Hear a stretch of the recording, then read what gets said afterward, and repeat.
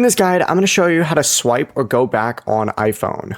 This is Aiden from JustPause, and before we get into this guide, make sure to like the video and subscribe to the channel with all notifications on. It really does help with the channel and it lets us know that you want more content like this, so we greatly appreciate it. If at any point throughout this guide you did have any questions, just ask them down in the comment section below and we can help you out further. I'm going to be doing my best to reply to every single comment down there.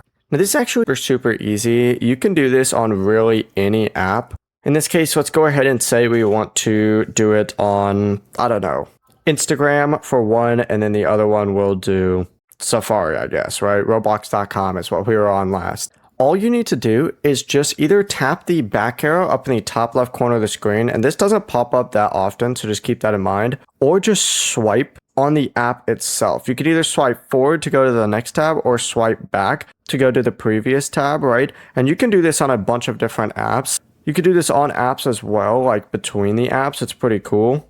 But the process is really that simple. In some apps, swiping will move forward. Other apps, it's going to bring you to a different tab. So you're going to have to experiment to figure out what apps work best with this.